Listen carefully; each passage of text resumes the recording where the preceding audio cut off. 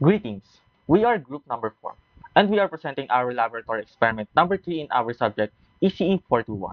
Next slide, please. Before we start, let us first introduce the researchers of group 4, starting from Mr. Cueto, Ralph, Louie, Ms. Norlaineca Mae, Mr. Linga, Jethro, Emmanuel, Mr. Montalbo, Von Kirby, and Mr. Wagan, Bhong, Kenric. Next slide, please. For the contents of this presentation, we will discuss the introduction part, the objectives, the materials and equipment, and for the procedures, the non-inverting amplifier, the voltage follower circuit, and the inverting amplifier, and lastly, the conclusion. Next slide. And for our introduction. For the introduction, operational amplifiers are essential components in modern electronic system, originally developed for the mathematical operations such as integration and differentiation, and now widely used due to their versatility in circuit design. A key principle in op-amp operation is the use of negative feedback, which allow precise control of gain and stable performance by relying on external components rather than internal variations. This results in near ideal behavior, characterized by a high input impedance and low input impedance, ensuring efficient signal transmission with minimal distortion. The experiment focuses on fundamental closed-loop configurations, including the non-inverting amplifier, which produces an amplified output in phase with the input and can function as a voltage follower for buffering, and the inverting amplifier, which generates an amplified output that is 180 degrees out of phase with the input, with gain determined by resistor ratios. The study combines simulation and physical circuit implementation to measure output voltage, gain, and frequency response from 10 Hz to 1 MHz, allowing analysis of bandwidth limitations and stability in real op-amp performance. And we have two objectives: to calculate the gain of different configurations of operational amplifiers and to understand the operation of an op-amp. For the materials and equipment used in the experiment, it includes an adjustable DC power supply, function generator, resistors, operational amplifier, breadboard, connecting wires, oscilloscope, and multisim simulation software. These components were used to provide input signals, assemble and test the circuits, observe waveform outputs, and analyze the behavior of the amplifier and other electronic circuits during the experiment. For the non-inverting amplifier section, we will first have Mr. Lina. So this slide shows the schematic diagram of the non-inverting amplifier voltage circuit, wherein different resistor configurations were used to analyze the voltage gain of the amplifier. Next slide. So these oscilloscope waveforms were obtained using feedback resistance of 10 kilo ohms and input resistance of 1 kilo ohms, wherein the output signal remained in phase with the input signal, confirming non-inverting operation. Next slide, please. This table shows the measured input and output voltages for a different frequencies, where the output voltage remained near constant across most frequencies. Next slide. So this slide presents the manual and theoretical computations for the voltage gain, where the measured gain closely match the theoretical value of element. Next slide, please. So these oscilloscope waveforms were measured using a feedback resistance of 10 kilo ohms and input resistance of 2.2 kilo ohms, where the output remained in phase with the input signal at all frequencies. Next slide, please. So this table summarizes the measured input and output voltages for this configuration, wherein the amplifier maintained its stable output voltages values across frequencies. Next slide, please. So this slide shows the voltage gain computations for this circuit, wherein the experimental gain closely matched the theoretical gain of 5.45. Next slide, please. These waveforms were obtained using feedback resistance of 10 kilo ohms and input resistance of 3.3 kilo ohms. Next slide, please. This table presents the measured voltage values across varying frequencies, wherein the output voltage remained also stable from low to mid frequencies, while with a minor deviations appeared at high frequencies. Next slide, please. This slide contains the voltage gain calculations for the amplifier circuit, wherein the measured value closely matches the theoretical gain of 4.03. Next slide, please. These oscilloscope readings were captured using a feedback resistance of 22 kilo ohms and input resistance of 5.6 kilo ohms. Next slide, please. So for this table, it summarizes the measured input and output voltages for this circuit, wherein the amplifier showed a stable output voltages across most frequencies. Next slide, please. This slide presents the measured and theoretical voltage gains, wherein the experimental values closely match the theoretical gain of 4.929. Next slide, please. These oscilloscope waveforms were obtained using a feedback resistance of 33 kilo ohms and input resistance of 5.6 kilo ohms. Next slide, please. So for this table, it represents the measured voltage values for the resistor configuration, wherein the output voltage stayed consistent at low and mid frequencies, with a small deviation occurred at 1 megahertz. Next slide, please.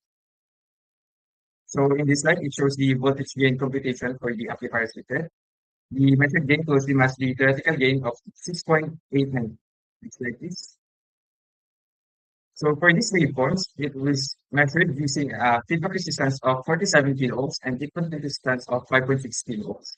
Next slide, please. So for this table, it summarizes the measured voltage for the final resistor configuration, wherein it shows a stable output voltage was observed across most frequencies. Next slide, please. This slide contains the voltage gain calculations for the circuit, wherein the measured gain closely matches the theoretical gain of 9.39. Next slide, please. So this table summarizes all the measured output voltages and voltage gains for different resistor configurations, wherein the stable gain was maintained from 10 Hz to 10 kHz, with a slight gain reduction was observed at 1 MHz. Next slide, please.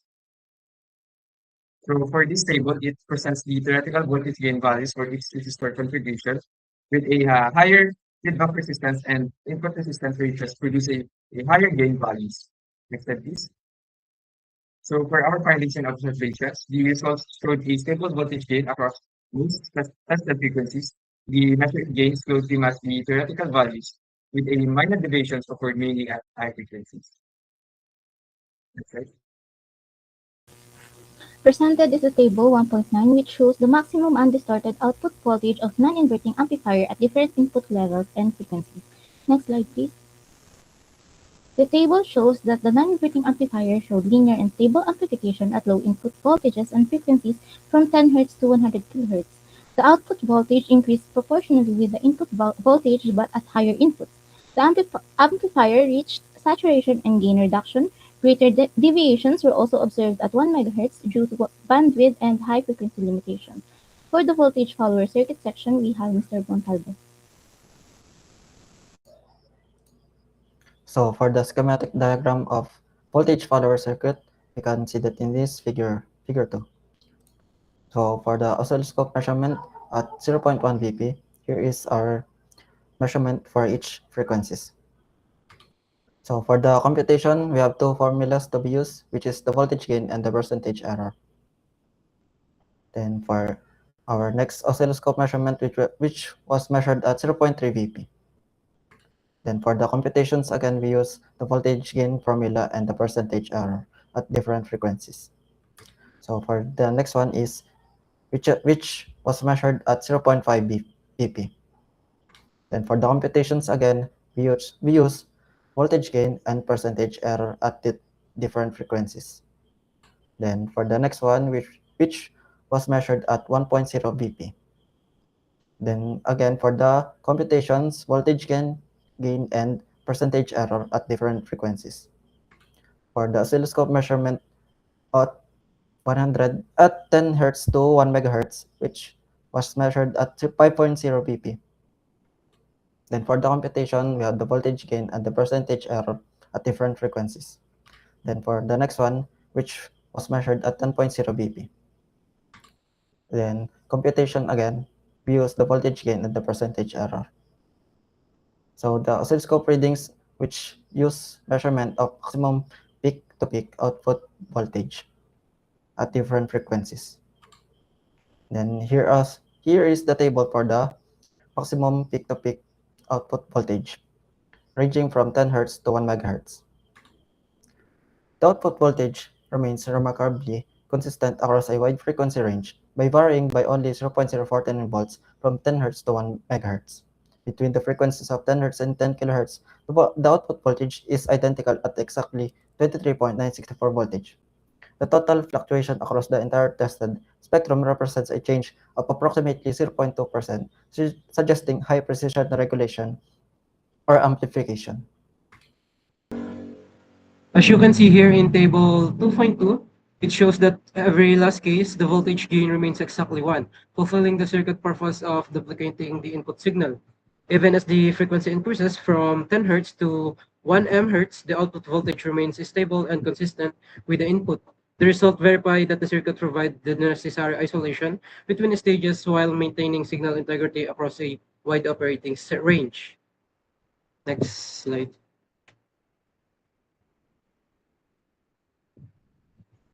And this table analyzed the percentage error of a voltage follower, measuring how close the experimental output matches the ideal gain of 1. Most entries show 0% error, indicating a near perfect accuracy across a wide range of input voltage and frequencies. And the overall low values confirm that the circuit is high reliability. Next slide. And for the final findings for the voltage follower circuit, confirming Confirming it consistently maintains a unity gain of 1 across all tests, and the output voltage scales linearly with the input, proving that the signal is being mirrored accurately without any magnification. These observations verified the circuit's excellent frequency response and its effectiveness at buffering signals without significant distortion or loss.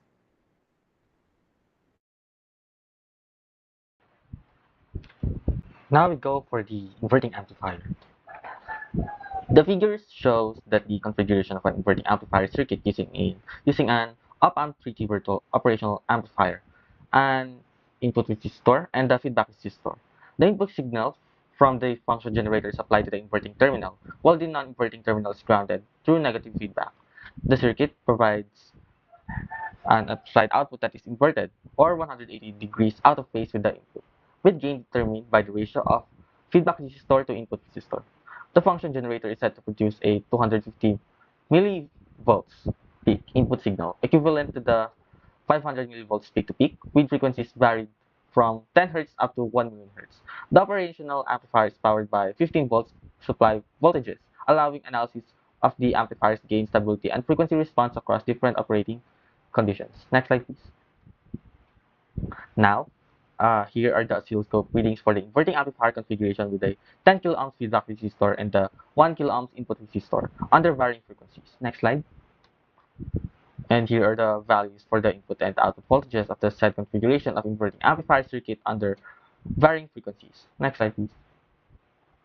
And here are the computations for the measured and theoretical values of voltage gains based on the readings of input and output voltages of the 10 kΩ feedback resistor and the 1 kΩ input resistor. So we can notice here that it is noted that the values obtained for the measured voltage gains will be presented as negatives in their distribution table later on. This is due to the 180-degree phase difference between the waveforms, which is inherent to the nature of inverting amplifiers. Next slide, please. And here are the oscilloscope readings of the inverting amplifier circuit configuration using a 10 kΩ feedback resistor and a 2.2 kΩ input resistor under varying frequencies. Next slide.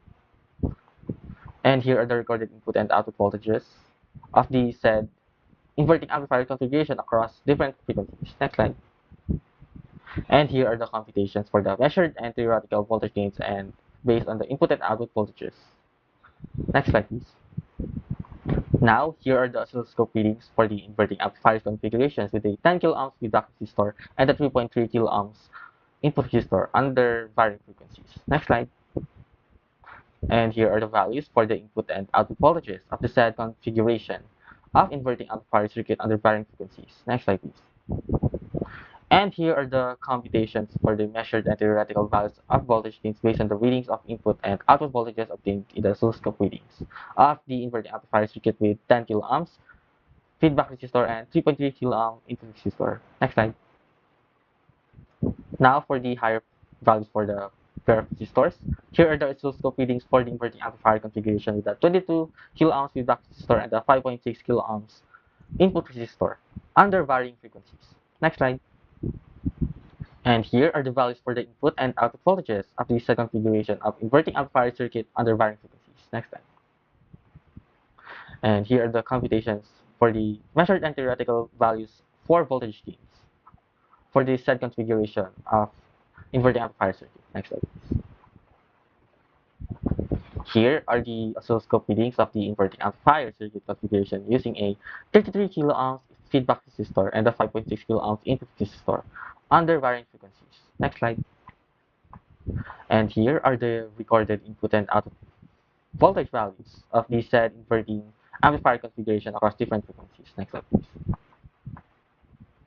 And here are the configurations for the measured and theoretical voltage gains based on the input and output voltages readings obtained from the oscilloscope measurements of the inverting amplifier circuit with the 33 kilo ohms feedback resistor and the 5.6 kilo ohms input resistor. Next slide, please. For our last configuration, here are the oscilloscope readings for the inverting amplifier configuration with a 47 kilo ohms feedback resistor and a 5.6 kilo ohms input resistor under varying frequencies. Next slide. And here are the values for the input and output voltages of the said configuration of inverting amplifier circuit under varying frequencies. Next slide, please. And lastly, here are the computations for the measured and theoretical values of voltage gains based on the readings of input and output voltages obtained in the oscilloscope readings of the inverting amplifier circuit with 47 kilo ohms feedback resistor and 5.6 kilo ohms input resistor. Next slide, please.